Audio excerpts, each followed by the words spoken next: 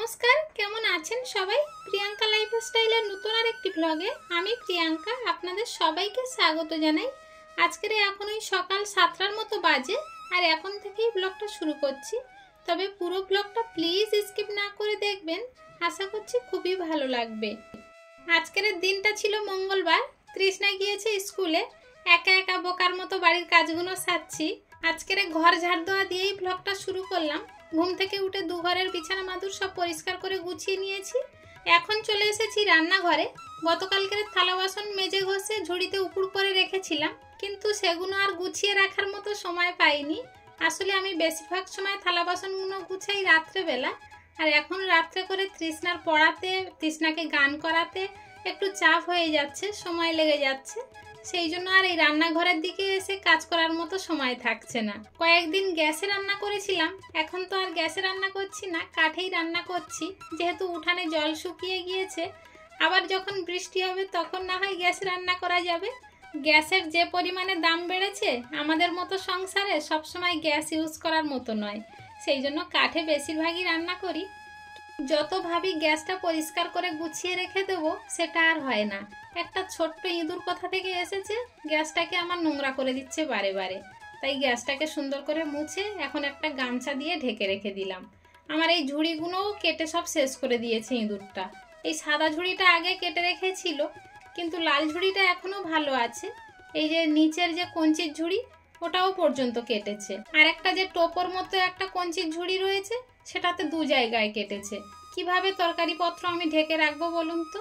আবার এই ঝুড়িগুলো বাদ দিয়ে নতুন ঝুড়িতে আবার ঢাকতে হবে। শুধু এই লাল ঝুড়িটাই আমার ভালো রেখে দিয়েছে। একটা ছোট্ট ইঁদুর ঘুরে বেড়াতে দেখতে পাই, কিন্তু ওই ছোট্ট ইঁদুরের এত কর্মক্ষমতা, সেটা ভেবেই অবাক হয়ে যাচ্ছি। গ্যাস মুছেছিলাম, সেই সার্ফের জলটা ভালো ফেনা ছিল। সেই সার্ফের জল দিয়ে ঝুড়িগুলো ভালো করে পরিষ্কার করে ঘষে নিয়েছিলাম, আর এখন জল দিয়ে ধুয়ে এক সাইডে উপুড় করে দিয়েছি। জল সরে গেলে আবার রান্নাঘরে নিয়ে চলে যাব।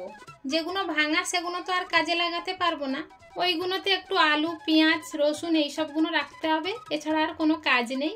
আর যখন একদমই চলবে না, প্লাস্টিকের ঝুড়িগুলো ভাঙাচোরার কাছে বিক্রি করে দিতে হবে। আপনাদের সঙ্গে তো গল্প করতে করতে থালা বাসনগুলো মেজে ঘষে গুছিয়ে নিয়েছি। এখন চলে এসেছি রান্নাঘরে। আমার ছোট্ট লবণের কৌটোতে লবণ নেই, তাই বড় কৌটো থেকে ছোট কৌটোতে ঢেলে নিচ্ছি, তাহলে রান্নার সময় আর তাড়াহুড়ো করা লাগবে না। আসলে রান্নার সময় গিয়ে যদি দেখি যে এই কৌটোতে লবণ নেই, ওই কৌটোতে হলুদ নেই, এই কৌটোতে জিরে নেই, তখন ভীষণ তাড়াহুড়ো লেগে যায়। আর বাইরে রান্না করতে গেলে তো আরও একটু সমস্যা হয়ে যায়, যেহেতু বাইরে থেকে ছুটে ঘরের মধ্যে আসতে হবে, তারপরে আবার নিয়ে যেতে হবে। আর তৃষ্ণা বাড়ি থাকলে তাও ওকে বললে দেয়, কিন্তু যখন বাড়ি থাকে না তখন তো একা চারিদিকে দৌড়াতে হয়।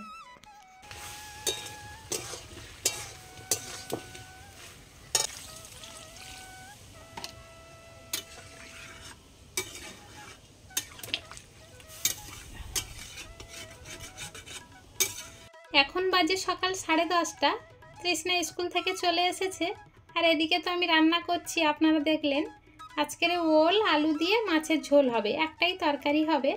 তৃষ্ণারা স্কুল থেকে আসার সময় ভোলা মাছ এনেছিল। ভোলা মাছগুলো কত সুন্দর দেখুন। আর আজকের ভোলা মাছ কেটে দুটো করব না, গোটা গোটাই থাকবে। আসলে বরফের মাছ তো দেখতে ভালো লাগছে, কিন্তু মাছটা অতটা সতেজ ছিল না, সেই জন্য আর কেটে দুটো করলাম না। এই মাছটাতে খুব বেশি একটা কাঁটা থাকে না, তৃষ্ণা আবার খুব পছন্দ করে, তাই আবার বেশিরভাগ টাইম এই মাছটা আনে। আর পমফ্রেট মাছটাও পছন্দ করে, সেটাও আনে।